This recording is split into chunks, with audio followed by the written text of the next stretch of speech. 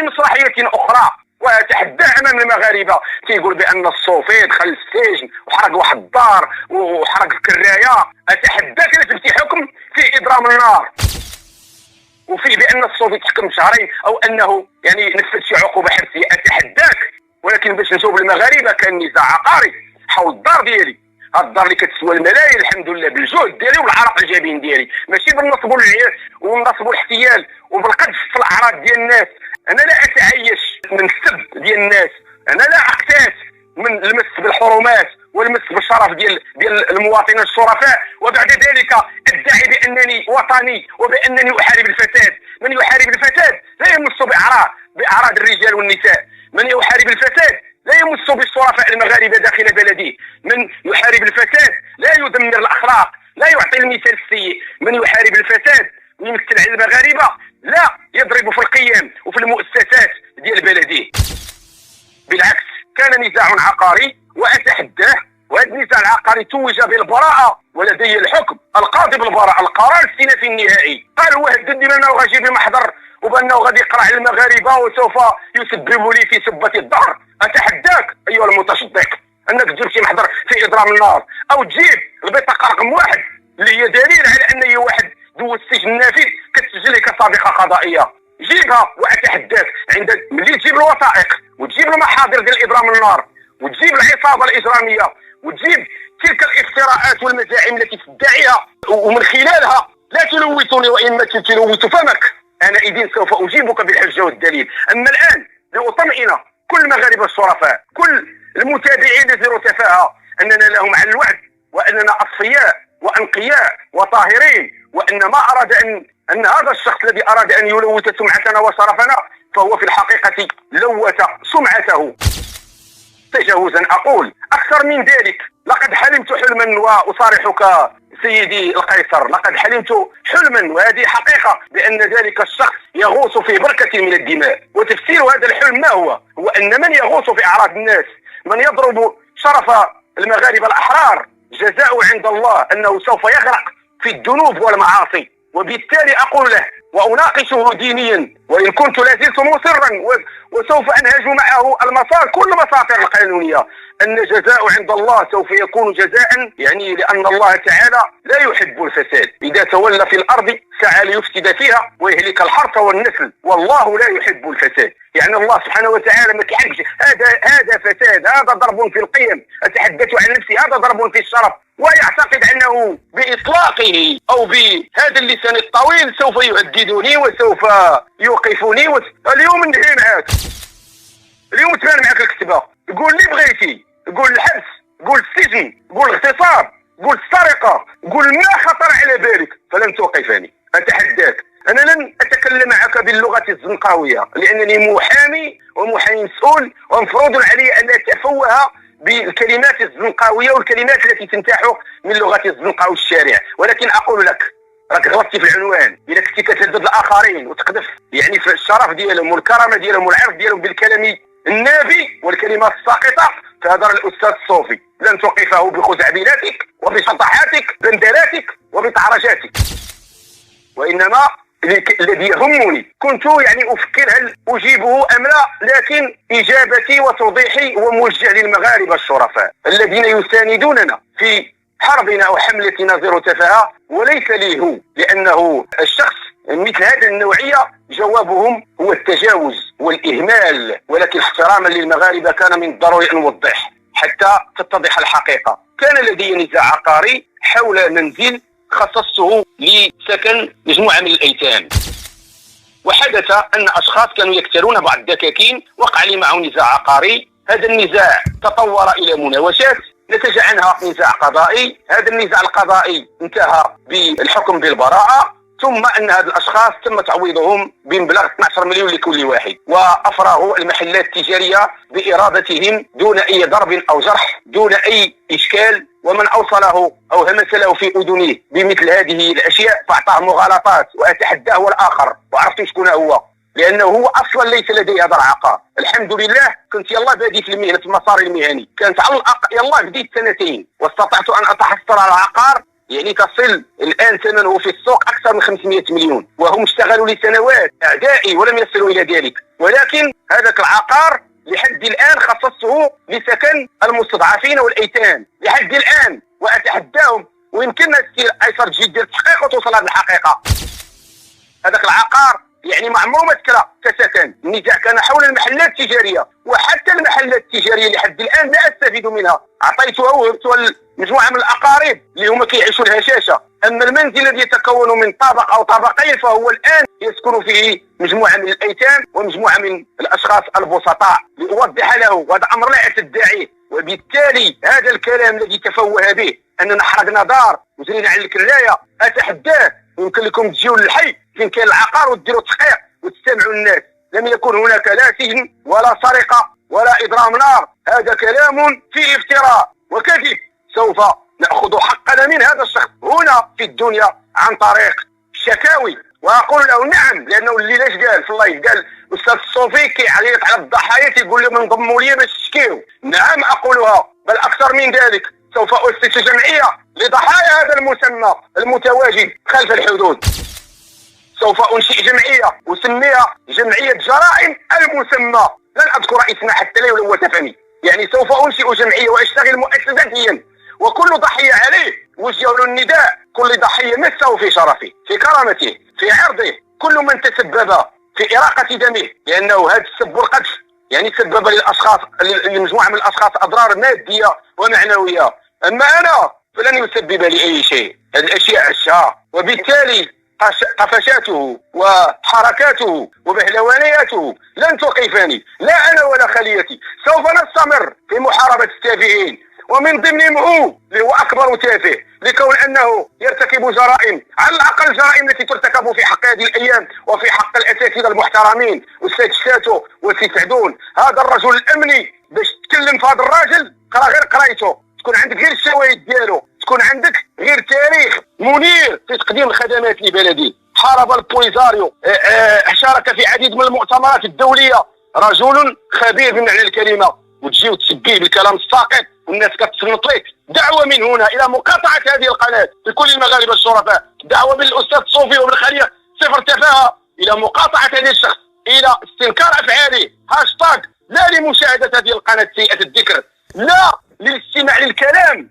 الساقط النابي الذي يمس بالاخلاق ويسيء الى الناشئه ويسيء الى المغاربه الشرفاء، ويضرب في المؤسسات، ضرب في القضاء، ضرب في الجيش، ضرب في الامن، ضرب في الصحافه، ضرب في الدفاع، ما خلت شي مؤسسه. حتى صاحب الجلاله لم يسلم من لسانه الطويل. ولدينا الفيديوهات، سنقدم شكايه جامعه مانعه ويوقعها العديد من الضحايا، وحنا ولا هو، يا اما يطبق القانون يا اما حاشا. بلدنا بلد المؤسسات وبلد القانون، وهذا الشخص ليس فوق القانون، كيفما كان لن يكون فوق القانون، وسوف نتصدى له الى ان نوقفه عند حده. اضيف، هو قال الليله في واحد اللايف بحسب ما بلغني، عندك الصوفي تغلط فيا، كتعيط على الضحايا باش يمشيو يشكيو معاك. اقول لا، هذا بؤس منك، هذا عجز. مازال ما عرفتيش الاستاذ الصوفي شكون هو، غتقول ليه راه درتي اغتصاب وتبدا كتمصها في فمك بحال المسكه او بحال سوينغوم، كديرها في فمك، كتب راسك غادي توقفني.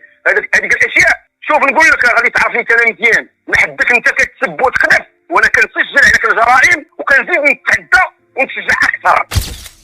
واجي تسب قذف ونقول لك نتحداك، انت كتهمني بالابتزاز، ثبت عليا، انت ثبت عليا، انا راسي عريان في المغرب، انا في بلادي حر طريق، انا كاين فين الفرقه الوطنيه، مع احترامي لهذا الجهاز اللي كتحاول تلوثوا بلسانك. النيابه العامه احترموها، وان جزء من اساس القضاء الى فك الرجوله ولا فك الشجاعه ولا فك الجرأه. ايوا جيب شي حاجه اللي تمسنا، انت قلتي راك غالط فيا، ليش كتهمني بالابتزاز؟ يلاه بين لي من الاخر، بين لي انك قادر تهمني بالابتزاز وتثبتوا عليا، يلاه بين لي.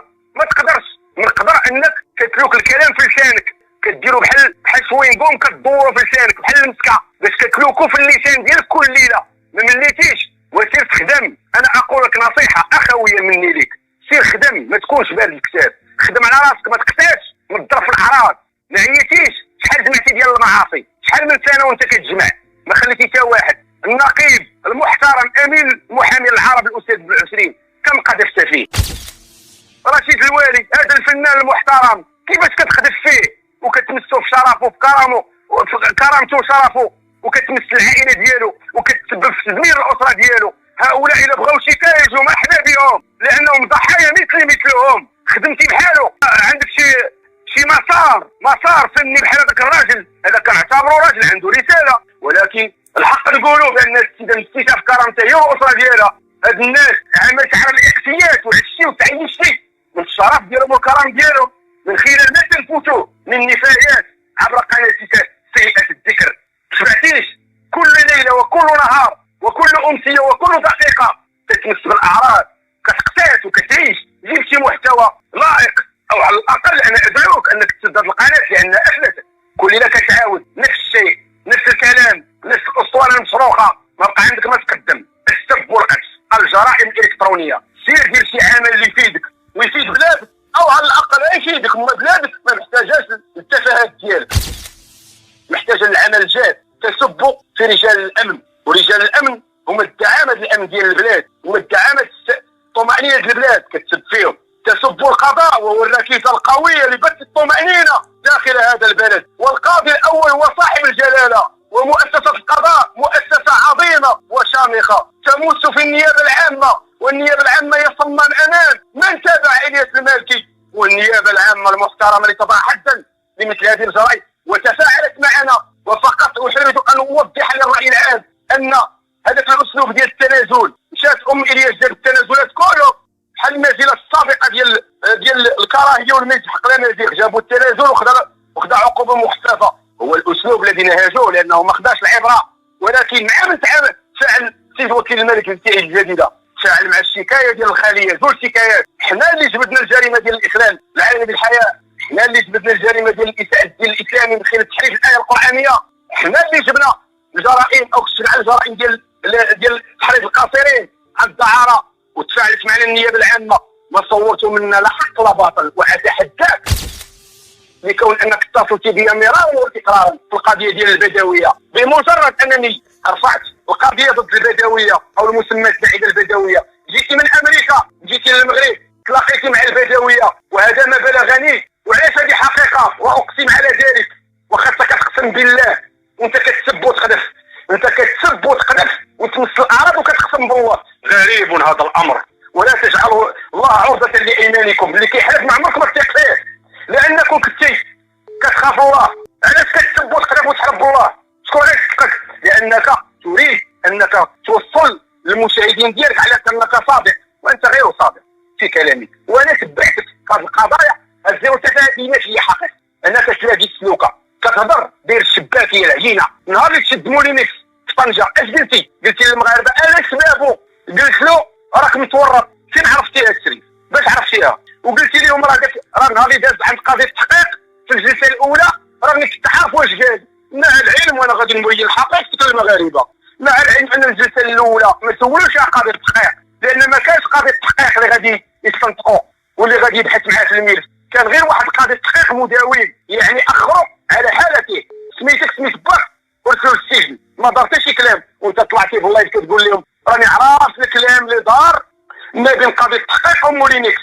انك تكذب وتضحك على المغاربه وعلى الدقون، وهذا امر ناقشناه مع المسؤولين. انك تكذب لان ذاك النهار مولينكس ما قال حتى كلمه، ما استنطقوش اصلا قضيه التحقيق، وانما اخروا على الحاله الملف. كيجي قضيه التحقيق اللي مكلف به. اكثر من ذلك جيتي في قضيه البدويه عيطتي لي اسبوع وانت كتعيط، وهذه المكالمات عندي، وانا الاول لاكشفك امام المغاربه. اش كنتي باغي معايا؟ ملي ما جاوبتكش عيطتي لرئيسه الجمعيه البقالي وهي حيه اللي حضرتي عليها، وتتقول لي كتصبر كتوقفني انا بهذا التهديد وبهذا الاتهام، وتتقول لي راه ما كيجاوبنيش المحامي. وعيطات لي رئيسه الجمعيه استاذه البقالي وقالت لي جاوبوا الله يرضي عليك، ارسل لي اوديو كيطلب يجاوبك. وقلت لها ما نجاوبوش لانه غيورطني وانا ما غنتنازلش هذا الملف. هذا ملف ديال المغاربه. وعاود عيطتي النهار الثاني والرابع، بقيتي سيمانه وانت كتعيط وما ديتي لا حق لا باطل. وكون كدير الابتزاز نجاوبك ونجلس معاك ونستقبلك في المكتب ديالي. وهذا الشيء اللي بغيتي ندير معاك شي حاجه تحت الطابله هنا باش نفضحك امام المشاهدين ديالك. صوفي شريف عليك، صوفي حقاني، صوفي ما طماعش، صوفي ما كيبتش. كون بغيت نبتز كون نهار الاول جلست معاك انت الاول، ما غاديش نجي تا نهار تشد داز الملف ديال البدويه معروض على القضاء، رفضت نستقبلك ونسمع لك ونجاوبك. داز ملف مولين تشد، داز ملف ديال ادم باش تقرروا وموت تشدو. غنجي حتى الملف ديال الياس، عاد غندير الابتزاز ديال 80 مليون تتحاول تدخلني، ولكن الخطا ماشي ديالك، الخطا ديال الاستاذ اللي كيتحاور في الهاتف. وكون كنت غندير الابتزاز ما غاديش نمشي ذاك النهار نجهز الملف ونسحب لكم البيصات تحت منكم، لان النهار اللي كاين داز الياس المالكي هذاك النهار راكم كتسجلوا في المحامي وانت كتقول لهم انا المهندس عاد راسك درتي شي انجاز، هذيك راه جريمه، ما عندكش حق تسجل وما عندكش حق تشهر. هذاك محامي هي اللي كتحاور معاه، هي اللي كتطلب الصلح، شغل هذاك.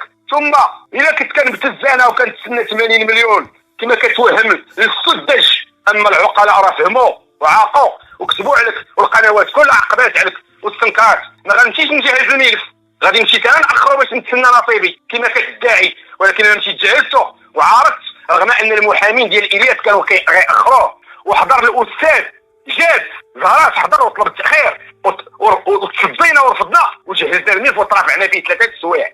اذا كون كنا باغيين نبتزو غادي ناخروه حتى حنا ونتسناو الحوار ونتسناو كالشري فاش غدير، ولكن ملي جهزنا الملف سحبنا لكم البساط، خدمناكم.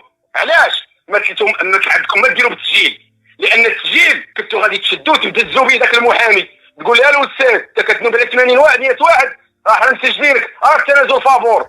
ولكن حنا اللي ساهمنا في هذا الشيء، حنا اللي ساهمنا في هذا الفضح، فضحناكم جميعا وبينا لكم ان حنا ماشي ديال الابتزاز، حنا كنطلبوا ديال رمزي فقط. تحكم لنا المحكمه ولا ما تحكمش؟ انت اخر شيء كتبجح وكتقول لهم ما حكمتش ليهم، وحنا ترافعنا الشريف، ترافعنا ساعتين. حنا هذا هو اللي كيهمنا، ان المحكمه يعني تسمع لنا في المرافعه. حنا كنطلبوا ديال رمزي سواء عطاتو لنا او ما عطاتوش لنا، اش غنديروا بلا رمزي؟ يعني نشتغل على ما هو سامبوليك، على ما هو رمزي، نشتغل على العقوبات اللي كتوصل رساله للتافهين والتافهات ومحترف الاجرام الالكتروني. هذه هي الهدف ديالنا، ماشي الهدف ديالنا هو الفلوس. بالتالي انت تقول كل هذا الخيرات اللي داير خالطه جالوطه اللي داير، عاقوا بها المغاربه.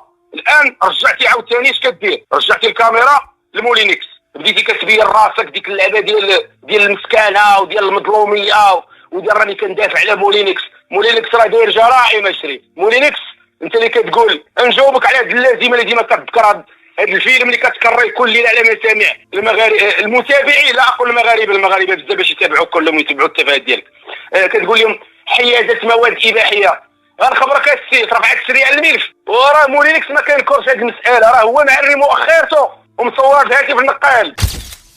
اليس هذا بحيازه مواد اباحيه؟ تعرف الملف؟ انت كتقول ما عارف الملف وكتقرا لنا 2 اوراق من المحضر، شكون يسربهم لك؟ انا نعطيك حقيقه الملف راه فيه المواد الاباحيه، راه فيه الاخلال العليم بالحياه. وانت نهار خرجتي كتقول لهم مولينكس تيطلب من واحد السيده كيقول لها راه عندك شركه ما بين فخادك، اليس هذا بتحريض على الدعاره؟ ثم علاقته بادم بن شقرون ملي تيقول لي غادي نعلمك وانت كتقولها، شنو هو هذاك؟ اليس بتحريض على الدعاره؟ القضاء هو المؤهل اللي يقول، انت ما عارف حاجه على الملفات، انت غير كتبضع، انت كتوصلك غير بعض اللقطات. وشنو صيفطك انت باش تقرا محاضر على الناس؟